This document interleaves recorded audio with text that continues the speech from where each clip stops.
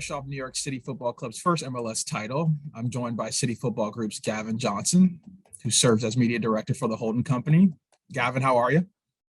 Really well, thank you. Yeah, it's been a superb weekend for the group, and we're all very proud of what the guys did over in Portland. So, yeah, no, I'm a good form, as good as it gets, thank you. But good to meet you, Eric. Yeah, how was that moment for you? It was great. It was, a journey. It's a very short journey for New York City FC. And this season, it's been a challenge for everyone on any sporting pitch. But the guys have just performed and they delivered when the pressure's been on. They just stepped up and what they did, to go ahead. Then the disappointment of the injury time equaliser, but then to hold the nerve once they got to the penalty shootout and win, it was amazing. So the celebrations have been pretty epic. But unfortunately, I couldn't be there. But no, we're really proud of all the work the guys have managed to do, and the success is well deserved. Awesome. Yeah. Well, thanks just for taking the time, Gavin, and looking forward to the discussion today. And because it's interesting, because from my perspective, City Football Group is embracing gaming more than a lot of properties right in the space, and with Man City right having its own full-on esports division. Tell me, Gavin, why are traditional sports franchises and their parent companies making these heavy investments into esports? Yeah, so I think we were one of the first to get involved into esports, and it was the reasons are pretty obvious when you sort of reflect back on it now. For us as a football club, or soccer as obviously you call it over in the US, part of my job is to make sure our fans are enjoying our content, feel connected to the club, but also part of my job is to find new fans as well. And so when we're particularly talking about the younger ages, we do a lot of analysis of data in terms of how they're spending their time, what their interests are. So, for example, I think it's just over 50% of young kids currently play football games on consoles or such as FIFA. So that straight away tells us a little bit of information in terms of where they're spending their time. And the other thing is, particularly outside of the UK, because if you're born in the UK, you choose your team usually on who your parents support or maybe what city you're from. But outside of the UK, it's a lot more arbitrary in terms of how people choose their team. And so what we found was from the data that there's a big influence in certain markets in terms of what teams people are playing on games like FIFA, and that influences what team they might support in the future. And then the third thing is that gaming in terms of its popularity is not as popular as football across the globe, but it's ranking pretty high. So those are sort of three reasons straight away where we've got to show up in this space. And then you start to look at the broadcast numbers of people watching esports. They're again not the same scale as football, but they're pretty close behind, and they're accelerating. So we felt it was a space that we should show up in. But us as a club, when we go into something, we do it properly. So the investment that we've put in place, the team that we've now got in place, and we're starting to have success on the pitch as well. So it's not something that we hurtled into. It's a very strategic choice, but it's going pretty well at the moment. Yeah, Gavin, what correlation do you see with soccer fans? Especially in esports. I believe I saw a data point that was saying soccer fans are more welcoming to esports than maybe any other fan. As far as sports go.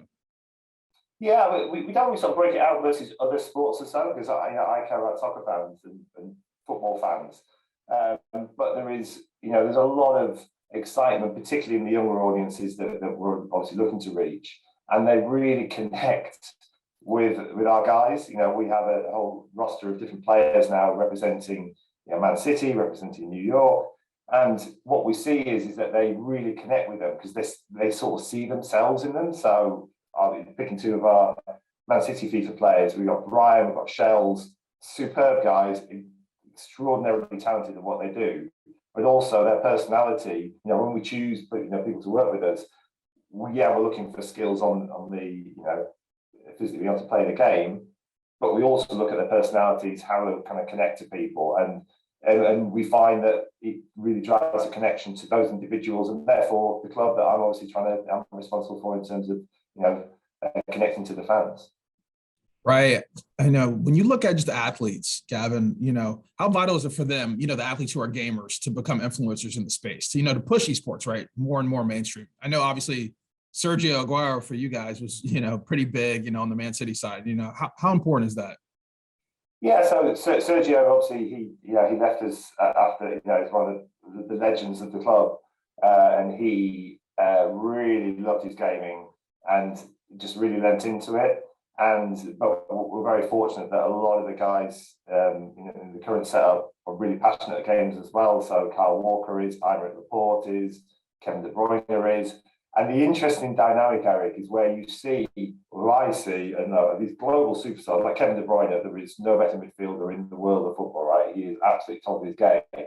But you repair him with like one of the guys from FaceTime, for example, and Kevin De Bruyne was like in awe because he can see the skill that these guys have as well. And I'm like, yeah, but you're Kevin De Bruyne. It doesn't matter. They see the ability that some of these guys have. So it's a nice, interesting dynamic where you get these absolute top draw professional athletes right at the top of the game who we idolize on the football pitch. Actually, they also idolize these guys as well. So when we ask them to say, look, do you want to play a bit of Fortnite on Thursday night with one of these guys, and we'll stream it? And they're like, yeah, okay, can I? Is that okay with you? I'm like, yeah, this is fine. So we're kind of pushing at an open door, and that and that also opens up different commercial partnerships that we can exploit as well, because many of our commercial partners across the group as well want to be in this space as well, and it makes it an attractive proposition for them too. Yeah, I know. You just mentioned, the corporate partners. Last year, I think it was last year, right? We saw some Man City players rocking the FaZe Clan gear. Do you kind of expect this crossover to be the norm in the future? Not just with your clubs, but NBA, MLS, other popular leagues around the world.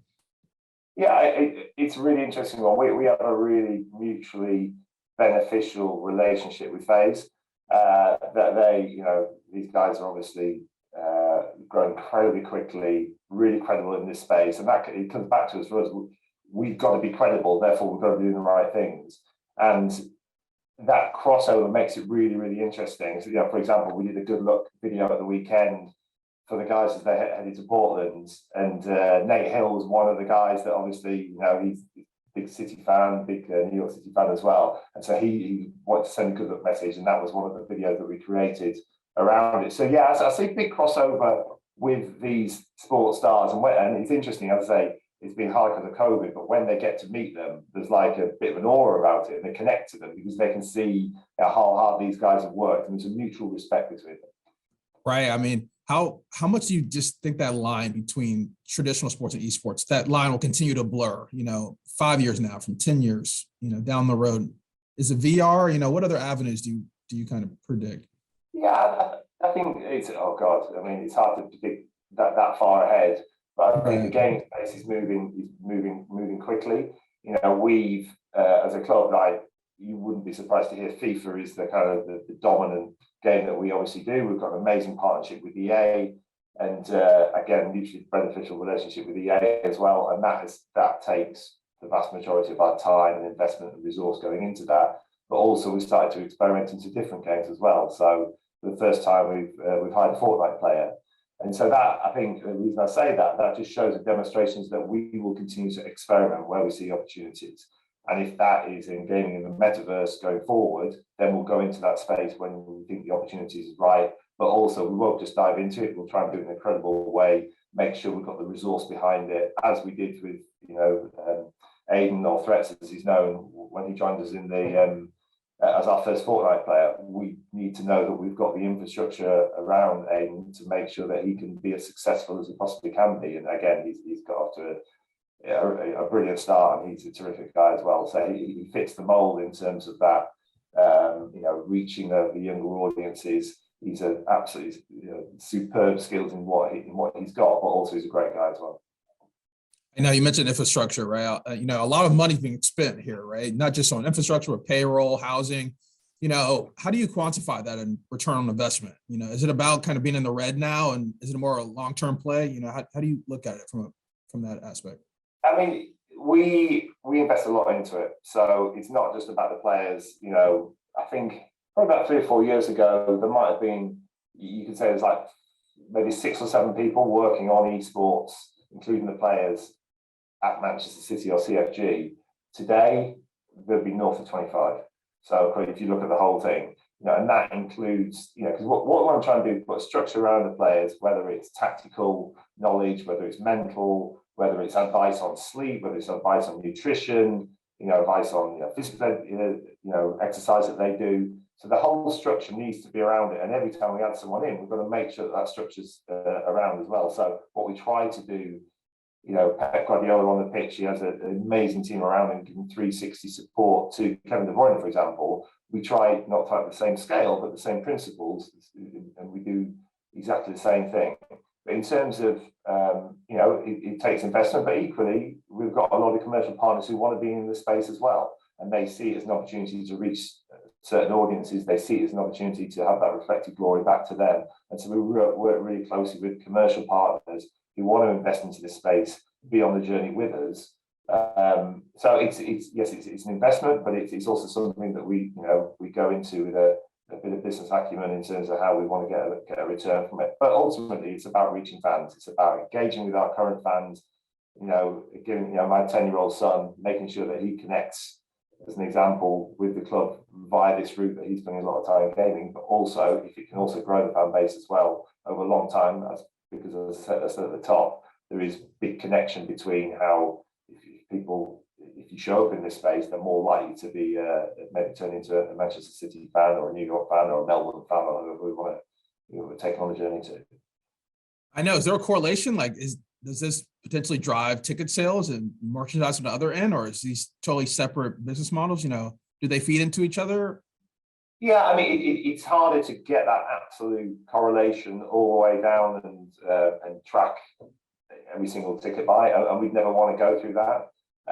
This is about, and also if you start just with that, oh my god, 16 people bought a ticket this week, it's too granular. We're trying to think bigger and more strategic than that, in terms of, okay, we're going to be really strong in the space, we're going to do it right, we're going to hire the right players, we're going to give them the right backing, we're going to give them the right support, and we think that will influence fans.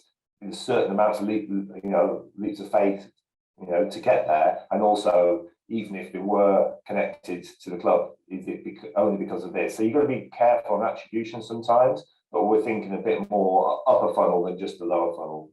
It's how to answer that. But yeah, as far as short-term revenue streams, they're right. How similar are they to the traditional ones for the clubs? Like merchandise, I know you guys, merchandise is big, right? Yeah, so again, we've got our kind of replica kit partner is Puma. And again, they're a dream to work with. Puma are very progressive as a business, and we're like, a couple of years ago, right, look, okay, we're investing into esports. And hey, and they're like, hey, can we make a bespoke kind of esports shirt? And we're like, right, okay. So we launched our first one last year. It sold out within weeks. We then launched our second one back in September. Again, the sales on that have gone really strong, and we'll do the same thing next year. So that's one example. We also do a lot of collaborations with FaceTime as well. So we do different merch drops at different points around, different things that we're launching, and we've got more plans for that going into new year. Hopefully, we get to do it, physical kind of product drops as well, as opposed to just, doing through e-commerce. But it's a space. But again, I don't. That's just giving fans what they want. I don't see that as a huge revenue generator. This is about, there is a real appetite. You've got the kind of kudos of FaZe, you've got the kudos of Manchester City as a brand. Bring the two together, people want to buy the goods, but it's not. I wouldn't strike it as a massive revenue driver. It's more about giving fans what they want. Right, like you said, it's big picture, right? Ultimately. Exactly. Right, and how far can you push the boundaries, right, in traditional sports, through this product, right, without taking away from it, right? How do you make sure it's a complement and not competition, from the on-field product to? Yeah, I mean, I just don't. I think the two things are separately. For example, City have got a massive game tomorrow night. We play Leeds in the Premier League tomorrow night, and the whole focus is on that. Whereas, maybe on Thursday we'd be doing an esports event around it. So that the two things can live side by side without it being any distraction away from it. So for example, Ryan or Shells, who are our FIFA players, that's their whole focus. Kevin De Bruyne, Phil Foden, all these guys on the pitch, that's their focus. But at the right time, we can give opportunities to do cool stuff whether again, streaming and playing Fortnite on for different events, we can do that. So I don't see too much of a challenge there, to be honest with you, Eric. I think that the two can sort of mutually kind of work together and not be a distraction for either. Well, Gavin, I think that wraps us up. I appreciate your time and thank you for coming on, and congrats again on getting that title. Thank you very much. It's been a real pleasure. It's good to meet you, and all the best to everyone. Thanks, Eric.